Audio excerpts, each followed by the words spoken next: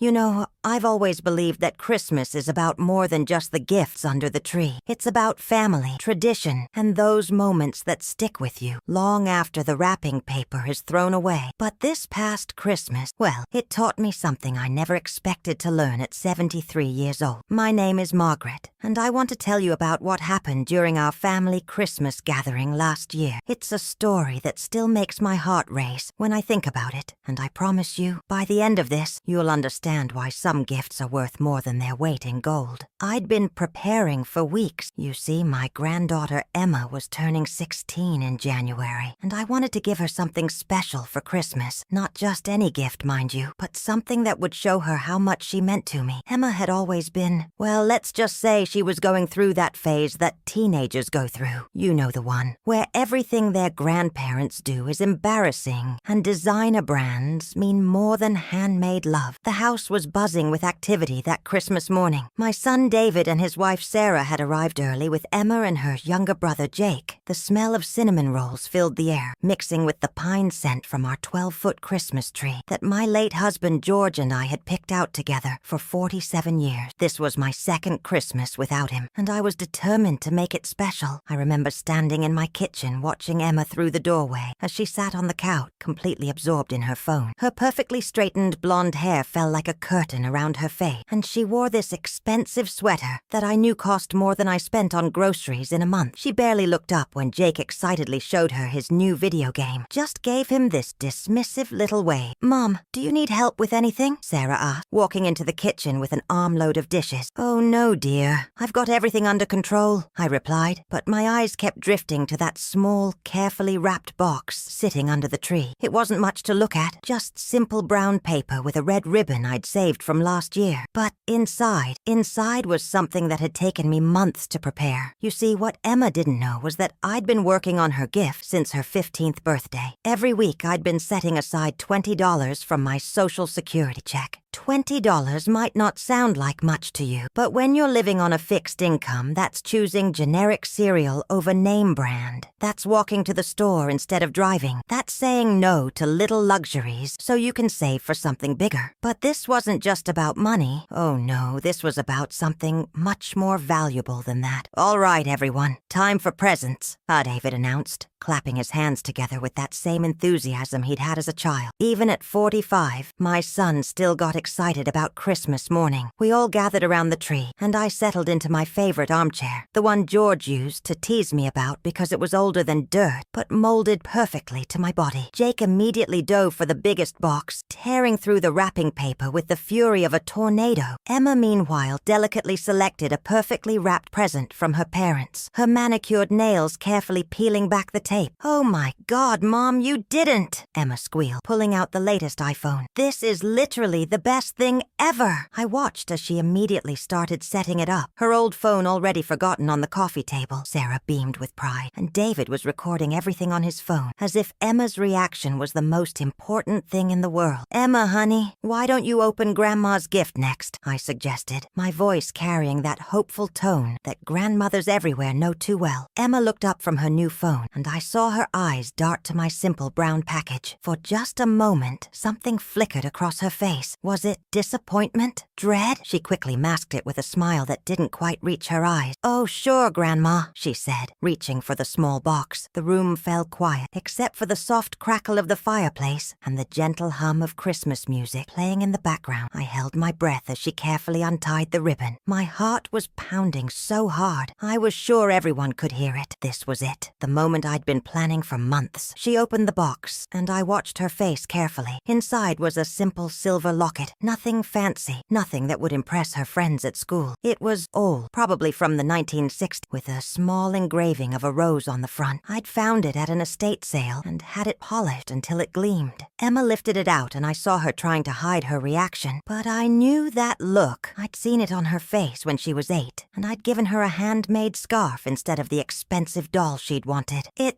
It's very nice, Grandma, she said, her voice carefully controlled. Thank you. But then Jake, bless his innocent 12-year-old heart, said what Emma was thinking. Is that it? It looks like something from a thrift store. The room went silent. Sarah shot Jake a warning look, and David cleared his throat uncomfortably. But the damage was done. I saw Emma's cheeks flush, and she quickly put the locket back in the box. Jake, that's not nice, Sarah whispered, but her voice lacked conviction. Emma looked at me, and I could see she was trying to be polite, but there was something else in her eyes, something that cut right through me. I mean, it's pretty, Grandma, she said, but her voice had that tone. You know the one. The tone that says, I'm disappointed, but I'm trying to be nice about it. It's just, well, it's very vintage. The way she said it made it sound like a disease. I felt my chest tighten, but I kept my smile firmly in place. Well, dear, vintage things often have the most interesting story, I said quietly. Emma nodded politely and set the box aside, already reaching for another present. I watched as she opened gift after gift, expensive jewelry from her aunt, designer clothes from her other grandparents, a tablet from her parents. Each gift was met with genuine excitement, with squeals of joy and immediate phone calls to friends. My little locket sat forgotten on the side table, still in its simple brown box. The rest of Christmas Day passed in a blur of forced smiles and small talk. I helped serve dinner, laughed at all the right moments, and played the role of the cheerful grandmother. But inside, my heart was breaking piece by piece. During dinner, I overheard Emma talking to her cousin Rachel on the phone in the hallway. I wasn't trying to eavesdrop, but the kitchen was right next to where she was standing, and her voice carried. Oh my God, Rachel, you should see what my grandma got me, Emma was saying, her voice dripping with that particular brand of teenage disdain. It's this ancient locket that looks like it came from a garage sale. I mean, I know she doesn't have much money, but couldn't she have at least tried to get something, I don't know, from this century? I felt like I'd been slapped. My hands started shaking so badly I had to put down the serving spoon I was holding. I know, right? Emma continued. My mom says I have to wear it at least once so Grandma's feelings don't get hurt. But honestly, I'll probably just shove it in my jewelry box and forget about it. It's not like I could ever wear something like that to school. That's when something inside me snapped. Not in an angry way. I'm not that kind of person. But in a way that made me realize I'd been going about this all wrong. Emma didn't understand the value of what I'd given her because she didn't understand what it truly was. I quietly walked upstairs to my bedroom, my legs feeling heavier with each step. I sat down on the edge of my bed, the same bed George and I had shared for 47 years, and I made a decision that would change everything. I opened my dresser drawer and pulled out a small wooden box that I'd kept hidden for months. Inside were papers, documents, and photographs that I'd been collecting and organizing. My hands trembled as I sorted through them, making sure everything was in order. Then I picked up my phone and made a call. Hello, Mrs. Peterson. This is Margaret Williams. Yes, I know it's Christmas Day, but I need to ask you a favor. Could you possibly meet me at the bank tomorrow morning? I need to access my safety deposit box. Yes, I know it's unusual, but this is important. Very important. When I hung up, I sat there for a long moment, staring at the box in my hands. What I was about to do would either teach Emma the most valuable lesson of her life, or it would backfire spectacularly. But I knew I had to try. After 47 years of marriage, 32 years of being a mother, and 16 years of being a grandmother, I'd learned that sometimes the most important lessons come wrapped in the most unexpected packages. I could hear Emma downstairs, laughing with her brother about something on her new phone. The sound should have made me happy, but instead, it filled me with a determination I hadn't felt in years. Tomorrow I would show Emma what that locket really was, and I had a feeling that once she knew the truth, she would never look at her grandmother or her inheritance the same way again. The next morning I was up before dawn. I'd barely slept, my mind racing with what I was about to do. I made my coffee extra strong and sat at my kitchen table going through the papers in my wooden box one more time. Everything had to be perfect. At 9 o'clock sharp, I met Mrs. Peterson at the bank. She was my late husband's attorney and had been handling our family's legal affairs for over 20 years. She looked at me with concern as she unlocked the safety deposit box. Margaret, are you absolutely sure about this? She asked, her voice gentle but worried. This is a very big decision. I've never been more sure of anything in my life, I replied. carefully removing the documents from the box. Emma needs to understand what family really means. By 10 o'clock, I was back home, and I called Emma. "Hi, Grandma," she answered, her voice still carrying that slightly guilty tone from yesterday. "Emma, dear, could you come over this morning? I have something important to show you. Something about the locket." There was a pause.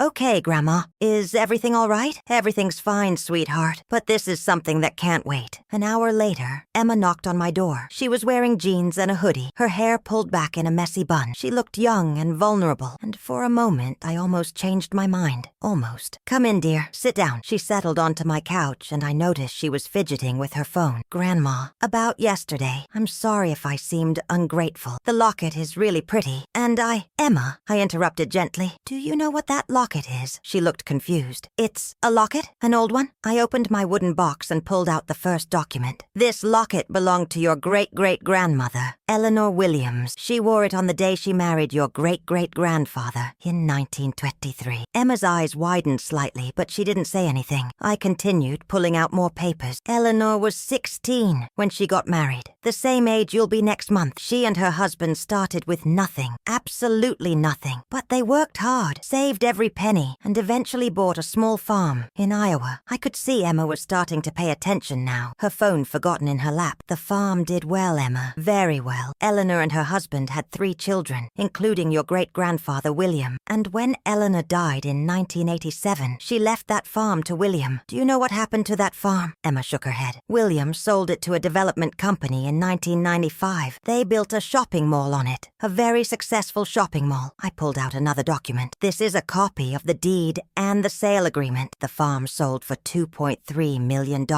Emma's jaw dropped. $2.3 million? But that's not the end of the story," I continued, my voice getting stronger. "Your great-grandfather, William, invested that money wisely. He bought stocks, bonds, real estate. When he died in 2010, he left everything to your grandfather, George, my husband." I showed her more documents, bank statement, investment portfolios, property deeds. "George was a humble man, Emma. He never flaunted well, never lived extravagantly. He drove the same pickup truck for 15 years. He mowed his own lawn until he was 85. But he was also very, very careful with money." Emma was staring at me now, her eyes wide with understanding. "When your grandfather died last year, he left everything to me. And Emma, when I die, everything goes to you. Not to your father, not to your mother, not to Jake, to you, because you're the firstborn granddaughter, and that's what Eleanor wanted when she made her will in 1985. I pulled out the final document, my own will, updated just 3 months ago. "The locket isn't just a piece of jewelry, Emma. It's the key to your inheritance. In Eleanor's original will, she specified that the locket must be worn by the heir on their 16th birthday to claim their inheritance. It's an old-fashioned tradition, but it's legally binding." Emma was staring at the papers scattered across my coffee table. How much?" she whispered. I looked at her steadily. "After taxes and my final expenses, you'll inherit approximately $4.2 million.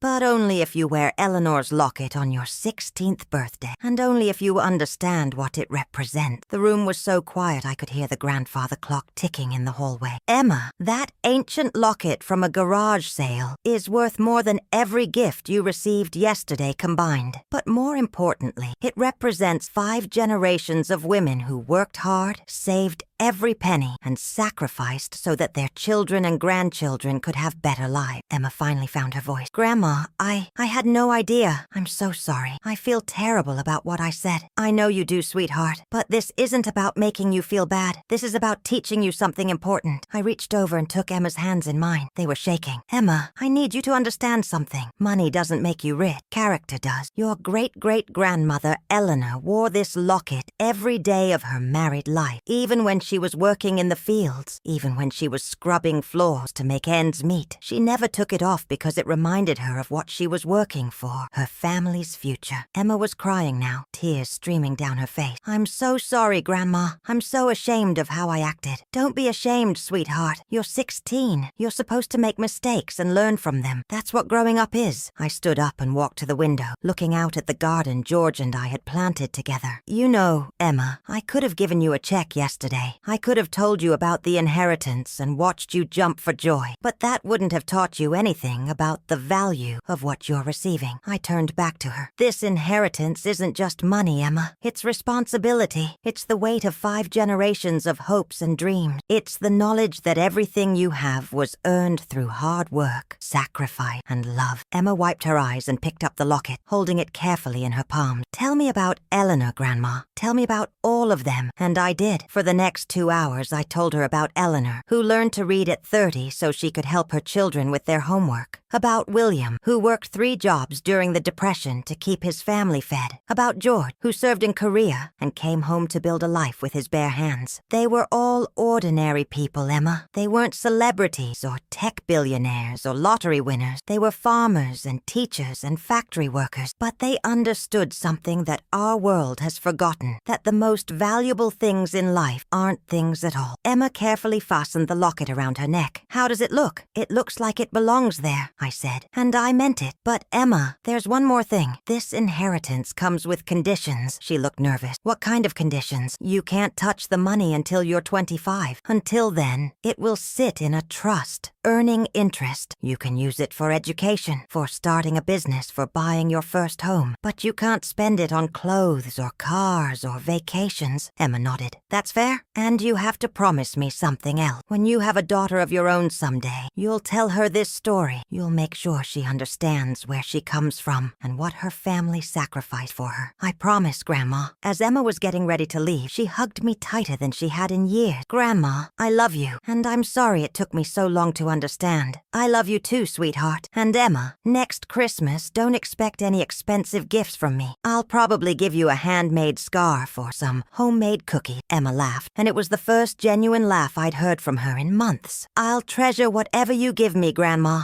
I promise. As I watched her walk to her car, the locket glinting in the winter sunlight, I felt something I hadn't felt since George died. Hope that maybe, just maybe, I'd managed to pass on something more valuable than money to my granddaughter. 3 weeks later, on Emma's 16th birthday, she wore the locket to school. She posted a picture on social media with the caption, "Wearing my great-great-grandmother's locket today. It's not expensive, but it's priceless." That night, she called me. "Grandma, 3 different people asked me about the locket today. I told them the whole story. About Eleanor, about the farm, about understanding what really matters. And how did that feel? It felt proud. I felt proud of where I come from." 6 months later, Emma started volunteering at a local nursing home. She tells me she loves listening to the residents' stories about their families and their pasts. She's started a journal, writing down their memories so they won't be forgotten. Last month, she wrote me a letter, a real letter, not a text or an email. In it, she said, "Grandma, I finally understand what you were trying to teach me. It wasn't about the money. It was about understanding that every generation builds on the sacrifices of the one before it. That locket isn't just jewelry. It's a promise that Eleanor's sacrifices mattered, that they led to something beautiful." Sometimes I take out that letter and read it again, and I think about George and how proud he would be. I think about Eleanor, who could never have imagined that her simple locket would teach her great-great-granddaughter about the true meaning of wealth. And I think about Christmas morning, when Emma dismissed my gift as worthless. She was wrong, of course, but then again, so was I. The locket wasn't the real gift I gave her that day. The real gift was the lesson that came with it. The understanding that the most valuable things in life aren't found in store or wrapped in expensive paper. They're found in the stories we tell, the love we share, and the wisdom we pass down from one generation to the next. And that, my friends, is a gift that no amount of money can ever buy. This Christmas, when Emma opens her present from me, a simple pair of hand-knitted mittens, I know she'll understand. And when she has a daughter of her own someday, she'll tell her about Eleanor's locket, about the farm that became a mall, and about the grandmother who taught her that the most precious gifts come in the most unexpected packages, because that's what family really is. Not just shared DNA, but shared story, shared value, and shared love that transcends time and money and every temporary thing this world has to offer. And that, I believe, is what Christmas is really about.